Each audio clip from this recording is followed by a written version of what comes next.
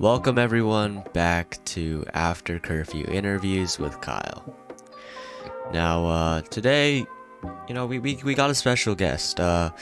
Recently we've done a lot of artists, we've done filmmakers, but we're gonna get right back into I guess Twitch and YouTube kind of area, and what better way to have a Twitch streamer with us? But without any further ado, I guess I'll just introduce my friend and guest, Skeptical Gaming. Hello, Skeptical, why hello. don't you introduce yourself? Yeah. Name SkeptialGaming. Been streaming a couple months now. Growing pretty fast. I just like playing video games with my friends, and yeah, that's about it. Well, what more is there to say, honestly? Yeah, one more. It's a pleasure to have you on, Skeptical. Thank you. And I feel like this is has been a long time coming. There's a couple. We've just been pretty busy, but finally we got you on, and I see I that. couldn't be more happy. So why don't we get right into it? So as you may know, if you follow our interview series, we start every episode with a quote, and I'm notoriously known for not being able to get an author. And I set a goal for myself last episode, because normally when I set a goal I accomplish it, but unfortunately I couldn't find an author for this quote. I'm just not the best at it, but at least I have a quote. At least I have a quote. Yeah, at least I have a quote. So You pulled through with the quote. let me read you off this quote real quick. So the quote reads, "Failure is not to be feared. It is from failure that most growth comes." I'll read it again because I kind of shanked that. Failure is not to be feared. It is from failure that most growth comes. I like that one. Yeah. I do like that quote. Well, how would you, I guess, view this? I mean, You have to fail to grow. You're not always gonna be the best at something. You're not gonna win every single time. You have to take a loss. You have to take a failure and turn it into something good. right, and I totally agree. I couldn't have said it any better. You learn from your failure, and they say like it says, it's from failure that most of the growth comes, actually, because you learn from your mistakes and then you capitalize on your failures, I guess Exactly. you could say. Yeah. Well, yeah, I loved your view on this quote, and I feel like there isn't too much to say to it other than, failure helps you. Mm-hmm. Okay, well, now let me get into the actual interviewing part, where I ask you a couple questions and you just give me an answer. So I guess first question that I really have is I guess what really motivated you to start, I guess, Twitch and streaming and all that? I'm a personality. I like just making people happy. Nothing more to say to it. I hope people can watch my videos, watch my content, be happy, take something out of it. And if I can make an impact, influence on somebody, then that's the goal. Yeah. So, okay, yeah.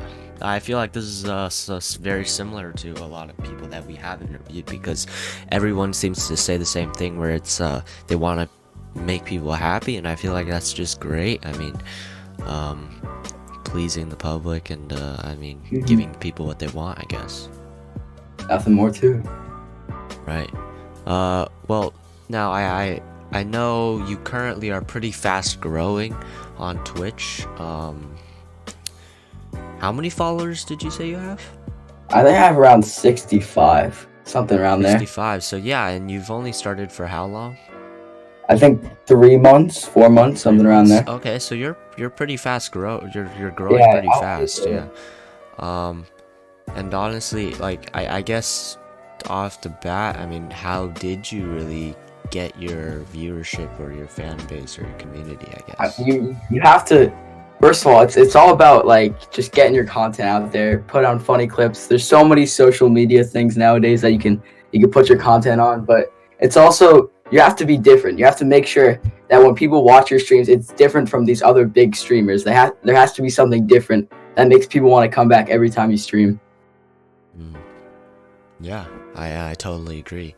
When you're making unique content, you tend to get more viewers. Agreed.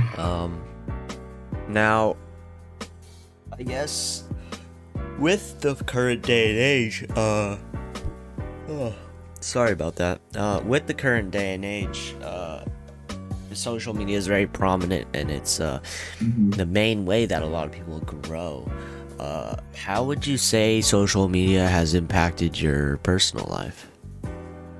Wow, that's a tricky one.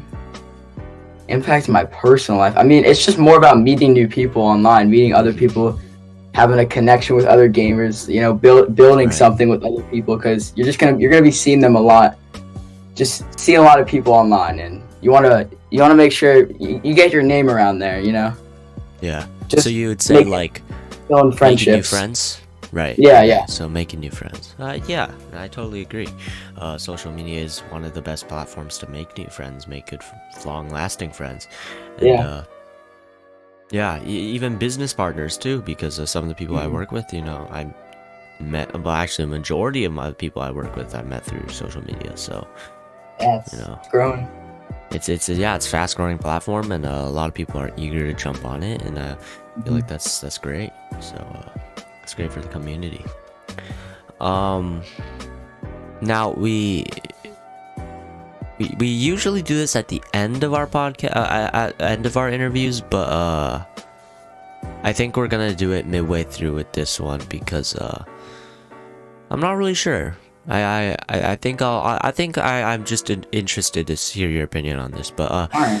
I guess if you follow our interviews, you'll know that because when we first started, our first guest, T, as you may know, T, we had her on, and she's a big advocate about mental health, and I feel like ever since then we've kind of just kept it as a running tradition, ask every interviewee what their views are on mental health and how it's been affected by the lockdown and COVID and stuff like that. So I guess the main question I have for you is like, how would you say that mental health as a whole in the community has been affected by lockdown and quarantine? That is an interesting one. I would say, Yeah. that people are just stuck inside. A lot of people, they don't see people regularly. It's tough to talk with people, communicate with people, Right. be social. Right. It's really tough during Corona. It's just difficult. Yeah. It's just difficult. It's hard.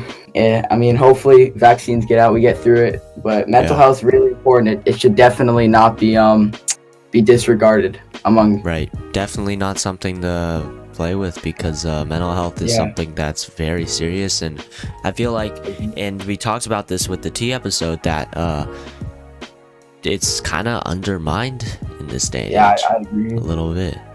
Although it is becoming more and more prominent, and people are finally starting to look at it as a serious problem, I still feel like it is quite undermined, and it's disappointing, frankly. Yeah, it is disappointing. Right. But Well, hopefully, there's only so much you can do, though. I feel like, it's saddening when you see people, I guess you could even say, making fun of it, because it's such a serious issue that that should not be taken lightly. Yeah.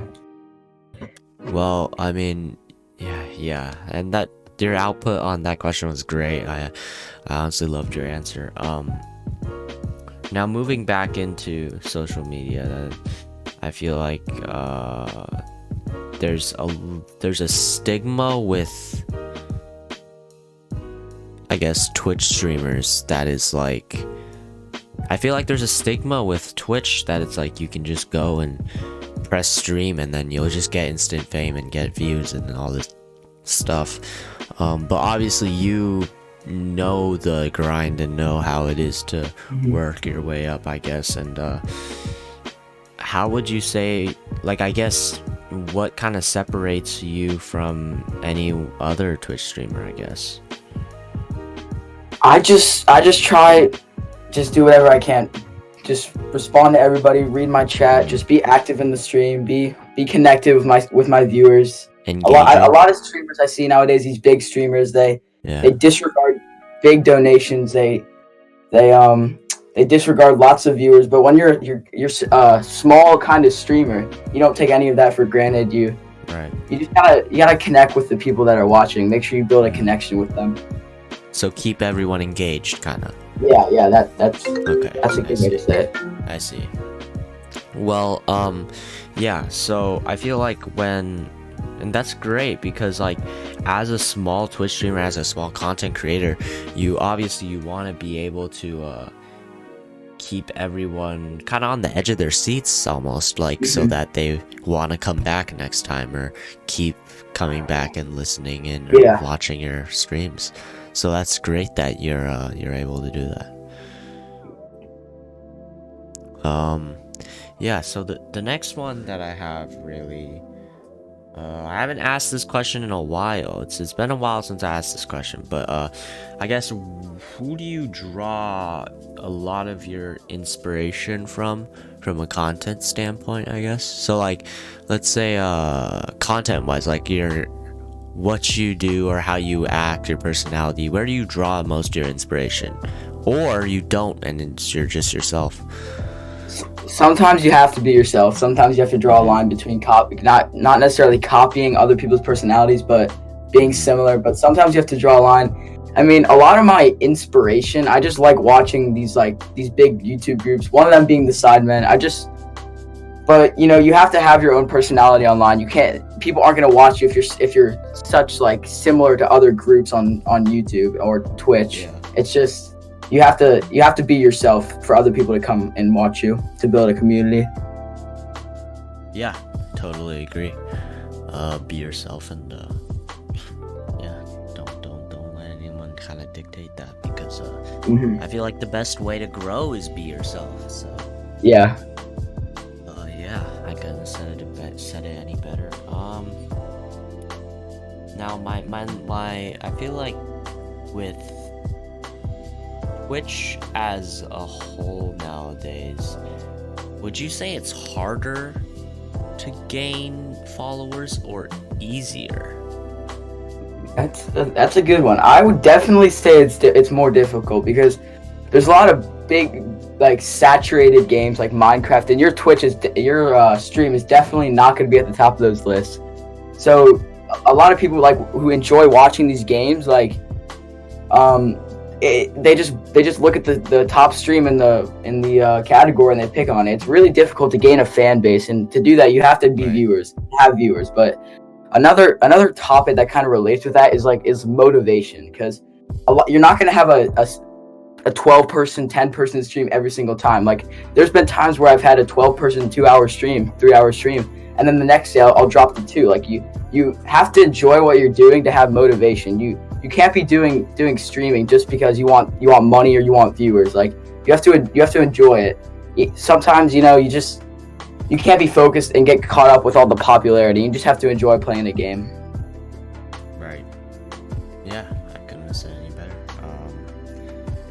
Yeah, and I totally agree. Nowadays, the only way you can really gain a fan base or a loyal community is through playing smaller games. And we really talked about this with T's episode, where the best way I guess you could gain viewers on Twitch is playing smaller games that not too many people play, but there's a dedicated community that want to watch this content, but they can't, Yeah. And so when you're the only one streaming that game, anyone who wants to watch this content is automatically just going to click on your thing.